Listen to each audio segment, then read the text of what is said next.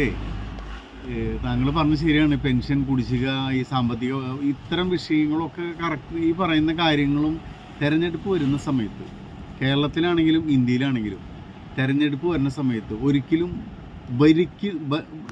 സർക്കാരുകൾ നടപ്പിലാക്കിയിട്ടുള്ള ഭരണ പരിഷ്കാരങ്ങൾ പറഞ്ഞിട്ട് വോട്ട് പിടിക്കാറില്ല.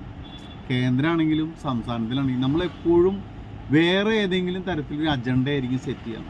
ഇവിടെ അടുത്ത തെരഞ്ഞെടുപ്പിൽ ഒരുപക്ഷെ ഇടതുപക്ഷം മുന്നിൽ വയ്ക്കാൻ പോകുന്ന ഇത് മറ്റേ മുസ്ലിം ലീഗ്, ജമാഅത്ത് ഇസ്ലാമി ഒക്കെയുള്ള സഖ്യമുള്ളതുകൊണ്ട് ഒരു എന്താ പറയുക, ഒരു ഹൈന്ദവ വോട്ട്, ഭൂരിപക്ഷ സമുദായത്തിൻ്റെ വോട്ടുകൾ മുഴുവൻ ഏകീകരിച്ച്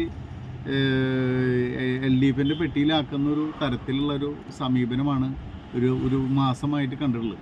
അതുകൊണ്ട് തെരഞ്ഞെടുപ്പ് വന്ന സമയത്ത് ഭരണവിരുദ്ധ വികാരങ്ങളോ ഭരണ പരിഷ്കാരങ്ങളോ ഒന്നും ചർച്ചയില്ലാതെ ജാതിയും മതവും അല്ലെങ്കിൽ തമ്മിലുള്ള തർക്കങ്ങൾ വിഷയങ്ങളായിരിക്കുന്നു മുഖ്യ അജണ്ടയായിട്ട് മാറാം. ഈ സമയത്ത് ജനങ്ങൾ ഭരണത്തിൻ്റെ വിഷയങ്ങൾ, പെൻഷൻ്റെ കാര്യങ്ങൾ, അല്ലെങ്കിൽ മറ്റ് അഴിമതികൾ, ഇത്തരം വിഷയങ്ങളൊന്നും ശ്രദ്ധയിൽ വരില്ലയാണ്. കാരണം നമ്മൾ പാലക്കാട് തെരഞ്ഞെടുപ്പ് വന്ന സമയത്ത് നമ്മൾ കണ്ടു. കാരണം അവിടെ മുഖ്യ ചർച്ച വേറെ വിഷയങ്ങൾ എന്ന് പറഞ്ഞാൽ അടുത്ത നിയമസഭ ഇലക്ഷൻ വരുമ്പോൾ സർക്കാരിൻ്റെ വിഷയങ്ങളായിട്ട് ബന്ധപ്പെട്ട വിഷയങ്ങളല്ലാത്ത അപ്രധാനമായ വിഷയങ്ങൾ ചർച്ച ഫ്രണ്ടിലേക്ക് കൊണ്ടുവരും. അതുമേ കടിച്ചു തൂങ്ങി ചർച്ച വരികയും ചെയ്യുമ്പോൾ കാലകാലങ്ങളിൽ ഇടതുപക്ഷത്തിന് വോട്ട് ചെയ്ത് വരുന്ന ഇടതുപക്ഷത്തിനും, UDFന് വോട്ട് ചെയ്യുന്നവർ UDFനും, BJPക്ക് വോട്ട് ചെയ്യുന്നവർ BJPക്ക് വോട്ട് ചെയ്യുന്നൊരു അവസ്ഥയാണ് സംജാതമാവുക. പക്ഷെ ഇപ്പോൾ കഴിഞ്ഞ കാലങ്ങളിൽ വിട്ടൊരു വ്യത്യാസം വന്നുള്ളതെന്ന് വെച്ച് കഴിഞ്ഞാൽ ഇടതുപക്ഷത്തിൻ്റെ നയവും BJPയുടെ നയവും തമ്മിൽ കാര്യമായിട്ട് മാറ്റമില്ലാത്ത അവസ്ഥയിലുണ്ട്. ഇടതുപക്ഷത്തിൻ്റെ വോട്ടുകൾ BJPയിലേക്ക് പോവോ, BJPയുടെ വോട്ടുകൾ ഇടതുപക്ഷത്തിലേക്ക് പോവോ എന്നുള്ളതാണ് പ്രധാനം. കാരണം ഇടതുപക്ഷത്തിൻ്റെ വോട്ടുകൾ ഒരിക്കലും കോൺഗ്രസ്സിലേക്ക് പോവുകയില്ല. ഇതേപോലെ കോൺഗ്രസ്സിൽ വോട്ട് ചെയ്യുന്ന ആളുകൾ ഒരിക്കലും ഇടതുപക്ഷത്തിലേക്ക് ചെയ്യുകയുമില്ല. കാരണം ഇടതുപക്ഷത്തിൻ്റെ മുഖ്യ ശത്രു കേരളത്തിൽ കോൺഗ്രസും കോൺഗ്രസിൻ്റെ മുഖ്യ ശത്രു CPIM ആണ്. അപ്പോൾ കോൺഗ്രസ്സിന് അനുഭാവികളുടെ വോട്ടുകൾ ഒരിക്കലും ഇടതുപക്ഷത്തിലേക്ക് പോകാതെ അത് ടെസ്റ്റ് ചെയ്യുകയാണെങ്കിൽ BJPയിലേക്കാണ് പോകുള്ളൂ. അതോടൊപ്പം തന്നെ ഇടതുപക്ഷം മുന്നണിയെ സംബന്ധിച്ചും അവരുടെ മുഖ്യ ശത്രു കോൺഗ്രസ്സാണ്.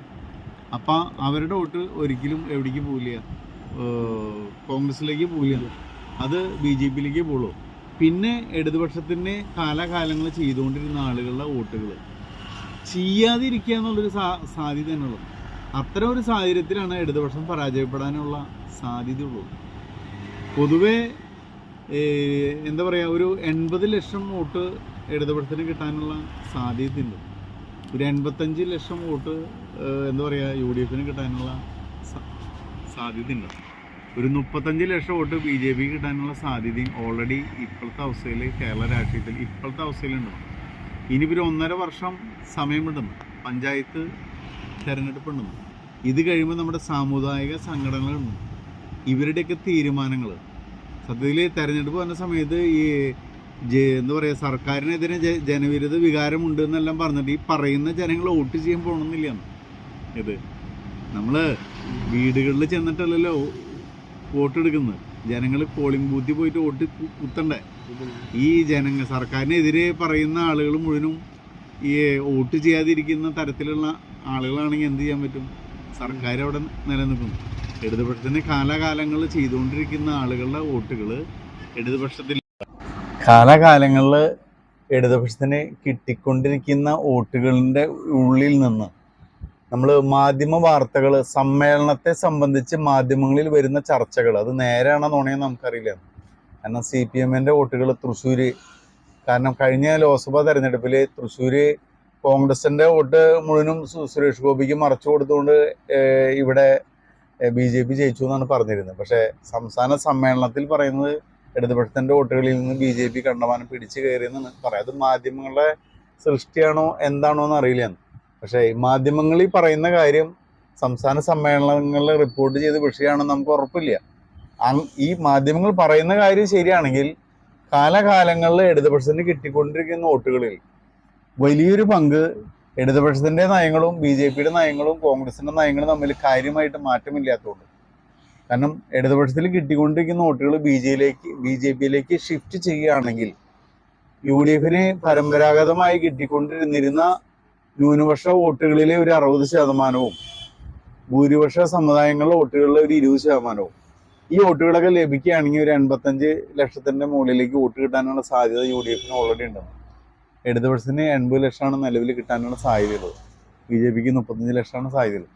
അപ്പോൾ ഈ ഇടതുപക്ഷത്തിൻ്റെ നിലവിലുള്ള വോട്ടിൽ നിന്ന് ഈ നമ്മുടെ തിരുവനന്തപുരം, കൊല്ലം, ആലപ്പുഴ, തൃശ്ശൂർ പോലെയുള്ള ജില്ലകളിൽ, പത്തനംതിട്ട പോലെയുള്ള ജില്ലകളിൽ ഇടതുപക്ഷത്തിൻ്റെ വോട്ടുകളിൽ നിന്ന് BJPയിലേക്ക് ഷിഫ്റ്റ് ചെയ്യുന്ന സാഹചര്യം ഉണ്ടാവുകയാണെങ്കിലാണ് UDFന് സാധ്യത ഉള്ളൂ.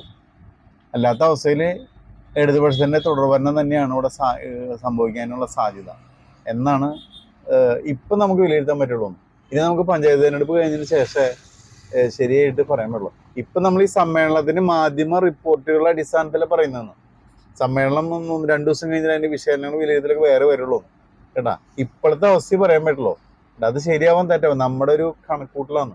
ഓക്കെ, ഈ ഇലക്ഷൻ വരുമ്പോഴേ നമ്മുടെ കേരളത്തിലെ ആളുകൾ വോട്ട് ചെയ്യുന്നത് ഈ എന്ന് വെച്ച് കഴിഞ്ഞാൽ ഒരു ഫിക്സഡ് ആയിട്ട് വോട്ട് ചെയ്തുകൊണ്ടിരിക്കുന്ന ആളുകളുണ്ട്, വിഭാഗം ജനങ്ങളുണ്ട്.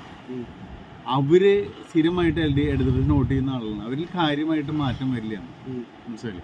മറ്റുള്ള ആളുകൾ എല്ലാവരും കൂടി സംഘടിച്ച് വോട്ട് ചെയ്താൽ മാത്രമാണ് ഈ ഭരണം മാറുള്ളൂ. അതിൻ്റെ അർത്ഥം ഇവിടെ BJPയിൽ വോട്ടർമാരുണ്ട്, UDFന് തന്നെ LDFനെ തോൽപ്പിക്കാൻ പറ്റുന്നൊരു ശക്തി ഇല്ല. അതുപോലെ BJPക്ക് തന്നെ LDFനെ തോൽപ്പിക്കാനുള്ള ശക്തി ഇല്ല. കേരളത്തിലെ ഏറ്റവും വലിയ രാഷ്ട്രീയ പാർട്ടി CPIM ആണ്. ഇപ്പം ഇടതുപക്ഷത്തിന് അടിസ്ഥാന ബേസ് വോട്ടിൽ തന്നെ ഒരു 80 ലക്ഷത്തോളം വോട്ട് കിട്ടാനുള്ള സാധ്യതയുണ്ട്. അപ്പോൾ അതിൻ്റെ മുകളിൽ പിന്നെ മറ്റുള്ള പല വിഭാഗങ്ങളുടെ വോട്ട് അഡ്ജസ്റ്റ്മെൻറ്റിൽ CPIMന് നേടിയെടുക്കാനുള്ള കഴിവുണ്ട്.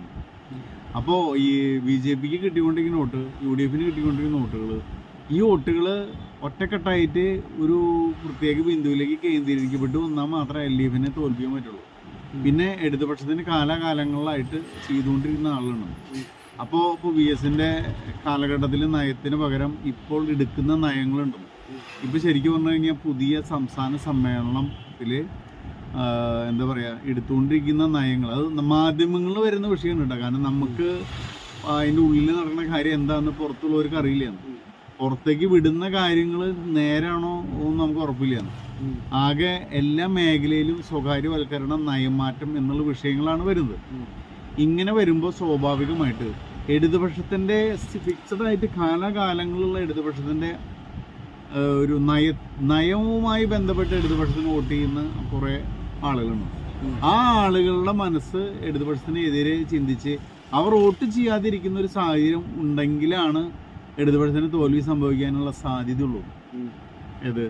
ഇടതുപക്ഷത്തിന് കാലാകാലങ്ങളിൽ വോട്ട് ചെയ്തുകൊണ്ടിരുന്ന ആളുകൾ ഇവരുടെ ഈ നയവ്യതിയാനത്തിൽ താല്പര്യമില്ലാതെ വോട്ട് ചെയ്യാതെ ഇരിക്കാനുള്ള ഇടതുപക്ഷത്തിന് വോട്ട് ചെയ്യാതെ ഇരിക്കാനുള്ള സാധ്യത ഉണ്ടോ?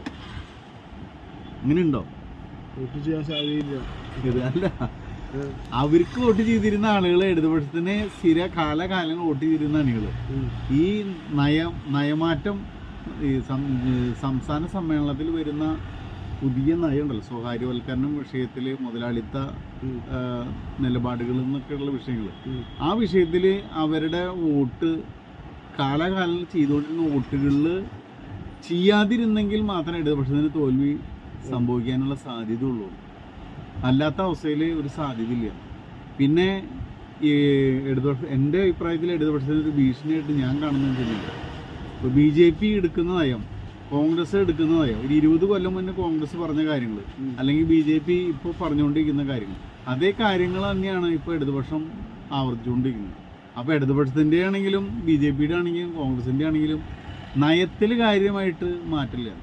ഇപ്പോൾ UDF ഭരിച്ചാലും LDF ഭരിച്ചാലും BJP ഭരിച്ചാലും ഫലത്തിൽ കാര്യം ഒന്നാണ് എന്ന ധാരണ പൊതുസമൂഹത്തിനുള്ളിലേക്ക് നിറയാനുള്ള ഒരു സാധ്യതയുണ്ട്. കാരണം ഇടതുപക്ഷം എന്ന് പറയുന്നൊരു വ്യത്യാസം, വലതുപക്ഷം ഇടതുപക്ഷം തമ്മിലുള്ള വ്യത്യാസമില്ലാതെ എല്ലാ പക്ഷം ഒന്നാണ് എന്നൊരു തോന്നൽ വരികയാണെങ്കിൽ ഇടതുപക്ഷത്തിന് കാലാകാലങ്ങളായി വോട്ട് ചെയ്തിരിക്കുന്ന ആളുകൾക്ക് തോന്നും BJPയുടെ നയം, കോൺഗ്രസിൻ്റെ നയം, ഇടതുപക്ഷത്തിൻ്റെ നയം തമ്മിൽ യാതൊരു വ്യത്യാസമില്ല. കോൺഗ്രസിൽ 20 കൊല്ലം മുന്നേ എന്ത് പറഞ്ഞോ അതാണ് ഇപ്പോൾ ഇടതുപക്ഷം പറയുന്നത്. BJP കേന്ദ്രത്തിൽ എന്ത് നടപ്പിലാക്കുന്നു അതാണ് ഇവിടെ കേരളത്തിൽ ഇടതുപക്ഷം നടപ്പിലാക്കുന്നത്. അപ്പോൾ എല്ലാവരും ഒരു നയം പറയുകയാണെങ്കിൽ ഇപ്പോൾ എന്തിനാ നമ്മൾ പോയിട്ട് വോട്ട് ചെയ്യണേ എന്നൊരു തോന്നൽ ഒരു പക്ഷേ ജനങ്ങളുടെ ഇടയിൽ ഉണ്ടാവാനുള്ള സാധ്യത വളരെയധികമാണ്. അപ്പോൾ കാലകാലങ്ങൾ വോട്ട് ചെയ്തിരുന്ന ഇടതുപക്ഷത്തിൻ്റെ ആളുകൾ വോട്ട് ചെയ്യാൻ ഇരിക്കുന്ന സാഹചര്യം ഉണ്ടായാലാണ് ഇടതുപക്ഷത്തിന് ഒരു തോൽവി സംഭവിക്കാനുള്ള സാധ്യത. ആ ഒരു സാധ്യത ഉണ്ടാവുമെന്ന് നമുക്ക് പറയാൻ പറ്റില്ല. കാരണം എല്ലാവരുടെ നയം ഒന്നല്ലേ. ഇനിയിപ്പോൾ നമുക്കിപ്പോൾ എന്ത് വ്യത്യാസമുള്ള ഇടതുപക്ഷം എന്ന് പറഞ്ഞിട്ട് പ്രത്യേകിച്ച് ഒരു വ്യത്യാസം നമുക്ക് കാണുവാനില്ല. കാരണം പല വിഷയങ്ങളിലും ഈ മൂന്ന് മുന്നണികളെയും നയം ഒന്നായിട്ടാണ് തോന്നുന്നത്. കാരണം ഒറിജിനല് ഒന്ന്, ഡ്യൂപ്ലിക്കേറ്റ് ഒന്ന് എന്ന് പറയാൻ പറ്റില്ല. എല്ലാവരും ഒന്നായിട്ട് ഒരുപോലെയാണ്. എല്ലാ വിഷയങ്ങളിലും നയം ഒന്നാണ്. അപ്പോൾ ഇന്ന പാർട്ടിക്ക് വോട്ട് ചെയ്തോളണമെന്നൊരു ഒരു നിർബന്ധ ബുദ്ധി പ്രകടിപ്പിക്കേണ്ട കാര്യമില്ല. പിന്നെ 2 പ്രാവശ്യം തുടർച്ചയായിട്ട് ഭരിച്ചുകൊണ്ട് മൂന്നാമതും വരണം എന്ന് പറയുമ്പോൾ അടുത്ത തെരഞ്ഞെടുപ്പിൽ എൻ്റെ അഭിപ്രായത്തിൽ ഒരൊറ്റ ബിന്ദുവിൽ കേന്ദ്രീകരിച്ചൊരു തെരഞ്ഞെടുപ്പായിരിക്കും വരിക. ഏത് മുഖ്യമന്ത്രി ആയി പിണറായി വിജയൻ കേരളത്തിൽ അധികാരത്തിൽ തുടരണമോ തുടരണ്ടയോ എന്നുള്ളൊരു ചോദ്യമാണ് അടുത്ത നിയമസഭാ തെരഞ്ഞെടുപ്പിൽ സംഭവിക്കുക.